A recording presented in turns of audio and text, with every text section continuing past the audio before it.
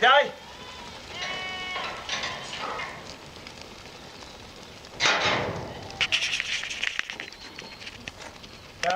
To the affluence of American life from the age of 18 to 21. I came from a middle class Jewish family in Brooklyn. My father was an electrician. He worked very hard to make a living. He had very hard times. He was a contractor then, and things were not so good. And we were never in need, but we didn't have an abundance. We had a simple private home in Brooklyn. And as a matter of fact, I used to buy my own clothes at the age of 16. After high school, I would work. First, I was a babysitter at neighbors, and then there was a grocery store around the corner. And after high school, I would take packages to people. So I had my own money. My brother, maybe, he lives today in Las Vegas. He's a very, very rich person. He's one of our world-known in his knowledge of tire design. He was a head of research and development of Armstrong Company in Connecticut. Okay. He was head of research and development. And he told me, I visited him in Las Vegas 2 or 3 years ago. He said, do you remember that you gave me a loan? I gave him a loan. He wanted to go to have a place in the dormitory. He was studying at NYU in Bronx, and he traveled from Brooklyn to Bronx. It was very difficult. He says, because I gave him that loan, he was in a dormitory where he was able to go through studies. So I was smiling to him in Las Vegas. I don't remember, but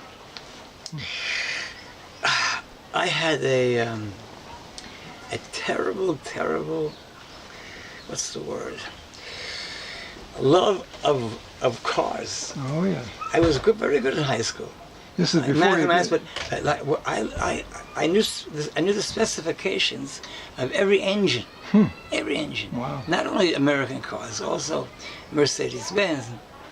And I'll cut it short just to say there was an international automobile show at the Coliseum in Manhattan. Okay. Every year at the and I had worked for two weeks, and I met the importer of Ferrari race cars.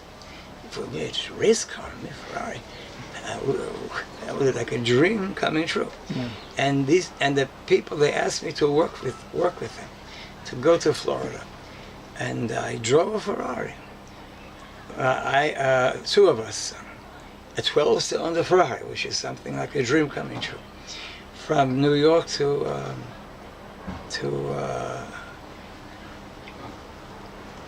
Miami. And I did many things over the next 2 or 3 years. You don't have a Ferrari here, though. First of all, I made many trips to Europe. I met rich people. They gave me work. I drove someone's Rolls Royce from London to Rome. Oh my! Yeah, a Rolls Royce. And I was given many chances for very good work. Someone wanted to put me in charge of in the Bahamas. He had a distillery there. So I was only 20, 21. So I didn't I think it was time to do it. Why am I telling you these things? Because after these 2 or 3 years, I came back to Brooklyn. And did I tell you that I broke yesterday. Yeah, I broke it was just a crack in the bone. And I sat at home and I began to read about Jewish history. Okay. And I made a decision. I said, I'm going to go to Israel. So that had quite an impact on you then. That reading had quite an impact on you. Well, you see, my father had this room where he had a lot of symphony records and opera. I liked music very much, and he also had these books. So I isolated myself. I read a lot and heard a lot of music, and I made a decision to go to Israel. Okay. Instead of going to California, which I thought of going, I had never seen California, I was going to Israel, and I was going to go by ship. And that's what I did. I bought a ticket Wow. on a passenger ship. In those days, they had them. 2 weeks on the ocean. Wow. So, like, I prepared myself for a long stay. And during my time reading in Brooklyn, I read about our ancestors. Okay. Abraham, Yitzhak, Yaakov, they were shepherds. So I had in my mind shepherds. I didn't know what a shepherd's all about. I never saw a goat or a sheep. I never did. A shepherd. I mean, you've seen movies, the shepherd. It's like, it's something, what do you say? It's an ideal way of meditating and doing something. Yeah. You see, I also read books about Zen Buddhism, and I read a book on the Quran even. Oh, okay. Not in depth because it didn't really interest me. But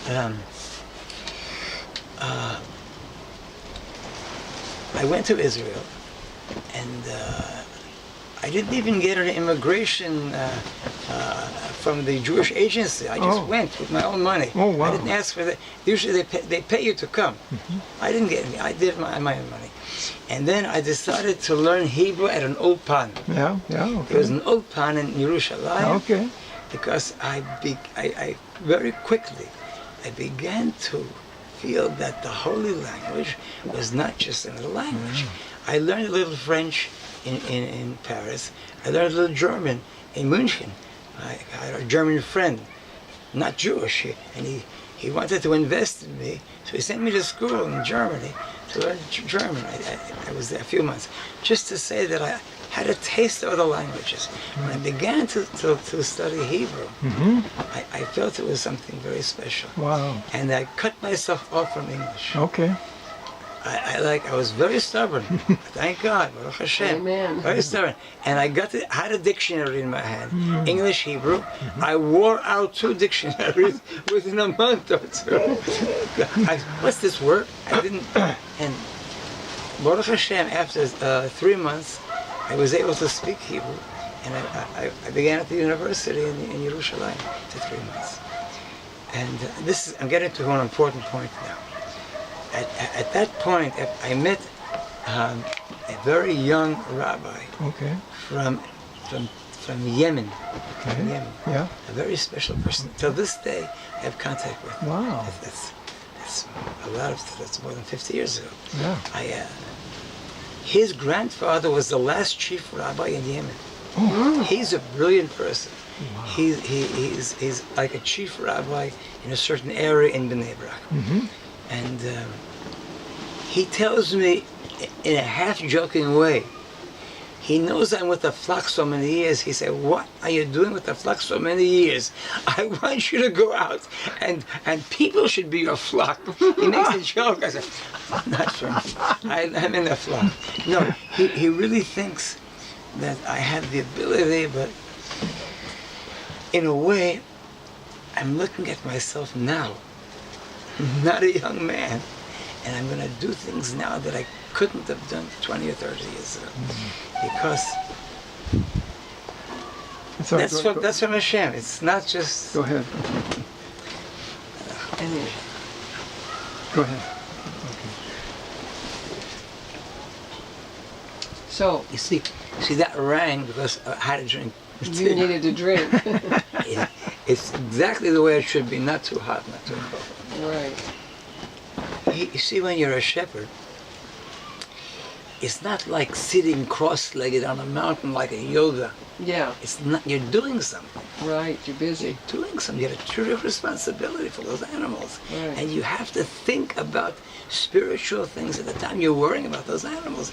There might be an Arab in the bushes. Yeah. He wants to steal, or he wants to do away with, which is a reality. It's a reality. Yeah. So you're dealing with reality, and you're trying to to immerse yourself in Ma'aseh Hashem, because this is what is important. So, I mean, I hear the news on the radio because I do feel that the news is something that Hashem. That's right. We have so many problems today with the world. Just this morning, let me tell you the news. England is on the way to looking at the Arabs as their own state. They're actually on the way now. So everyone is talking about it in Israel. Good. I hope France, everyone joins in against us. Because only when we're alone will you realize who we are. And you trust in Him. Yes, of course. Of course. The government does not understand it. No. I can say Mr. Netanyahu, he's under terrific pressure. Amen. Terrific pressure. Yeah. He's worrying about Iran. Oh, They're going to develop an atomic bomb soon. Right. It's true. I mean, they have better intelligence in Israel than the CIA. Oh, yeah. For the things that are close to them, absolutely, without question. And so he's worried. Baruch Hashem, I'm so happy. Because my flock was stolen. Yeah. I had a flock, it was almost 10 times the size. Wow. 400. I only have 45 now. What happened? Can you? 2 years ago, all the pasturage I finished it because my flock was huge. Yeah. And not only in the area where I go now, I used to take the goats down to the junction, Kfar Tapuach. Yeah. When you go to Ariel. Right. I finished all the pasturage. So what did I do? I walked with a flock to another place, Rehelim, which is in the direction of Yerushalayim. Okay. And after Rehelim, toward Eli, and then after that Shiloh, there's a place called Afra. Afra. I was 2 months in Afra. There's a lot of pasturage there. Okay. So I was on the way. My children used to bring me food. One of my son's trucks, I used to sleep in it, and the goats were nearby. This was not the winter. I mean, I did it, and I was very happy doing it. Yeah. Until I got to a certain point, and I got up in the morning, and the goats were gone. The Arabs were actually tracking my way, and they said, "That's the third flock that was stolen From you? Third flock. Oh my! I had a flock of 200 that was stolen. That's 10 years ago. So it's very painful. Yeah, that it's is. very painful because yeah. I know each one. Sure. It's not like a person's car being stolen. No. I mean, even if I have insurance, it's not the same thing because they grew up with me. It's generations of ghosts, you see. This book. Yeah. This is the last of the 5 books of Moses. Right. Devarim. Devarim. What do you call Devarim? Deuteronomy. Deuteronomy. It's a recourse. Deuteronomy. Yeah. There's something here in the first 8 verses of Deuteronomy that the rabbis paid no attention to. Oh, really? I'm terribly angry at them. Wow. Actually, most people don't pay attention to it. It's written in the first verses that we were at Sinai, in the Mount Sinai, and we got the Torah. And then Hashem tells us, you've sat enough here. The words are, Rav lochem shevet ba'har hazeh. I'll say it again in the holy language, then you can use subtitles. Hello. Rav lochem shevet ba'har hazeh. You've said enough at Har Sinai. Now what do you have to do? Penu us'u lochem. Go up to the north now. To all these nations, Moab, until you reach where? The river of Jordan.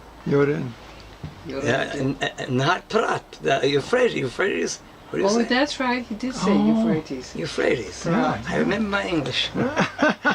Euphrates. You see, that's why what's going on up there, all this, these hundreds of thousands have been killed in Syria. Because we're not doing what we should do. You see, they think the Golan Heights and all the area that we're in, Samaria, this is the Holy Land. Yeah. No, it's close to the Euphrates. That's right. Until the big river, the Euphrates, in Iraq. And we're not doing it. We're not doing it. No. And that's why there's such upheaval there. And this, what do you call this organization? We say it, Daesh in Hebrew. It's Daesh. ISIS. It's such a strange. Yeah, I know. ISIS. But really, the world is in upheaval because Israel has a role, a nation of priests, but also warriors at the right time. It's good that you're talking about Cain. Cain, he was born before heaven. And what did he want? I mean, the earth. I can have it all, take it all. Yeah. And so what was left for heaven? I mean, the grass that comes out. And so I look at things in the reality of this relationship. So Cain, he had to work hard because the earth was cursed after they ate of the tree of knowledge. And so he had to work hard. He perspired, and he saw heaven under the tree, and with a flute maybe. So he was envious of him. He was envious. The Torah doesn't tell us what happened. It says them coming in the field. He spoke to Hevel, and he came up upon him and killed him. And I don't think he knew what killing means, because the rabbis say that he didn't know how his life would leave the body, so he hid in many places. It was the first killing in history. Right. So, and there are very important things here. When Cain was expelled, it says he knew his wife, and then he had a child, and he called his child Hanoch. Right. Why? He bona'ir. He was a builder of a city. Right. That's the first thing he did, was build a city. I always ask people, even rabbis, who built the first city? And they have to think. No, they don't know. Cain. Why did he build a city? When you're so full of guilt, you want to get away from the thoughts of Ha'olam, from Hashem. So you look about things that your own hands make. Look about buildings. What is a city? It's buildings. So if I could get this point across to our friends all over the world, maybe we can make a change. Yeah. Cities are the root of all evil, not money. There's a lot of money in cities. Yeah, I mean, that's where you make money.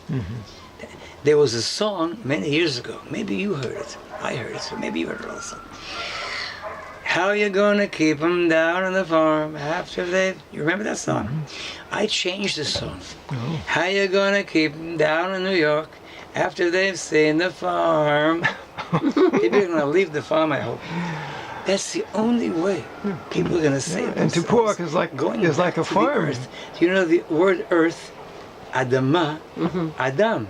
The name of first man was, we've lost our contact with our own substance. Yeah. So people are not sane anymore. They're not sane because they're not in their substance anymore. God put Adam in a garden. You don't have to be a farmer, but you have to have contact. You're on the concrete today, on the asphalt, and you look around you, what do you see? All these arrogant structures. As your wife said, I'm afraid to say it, but it had to be done.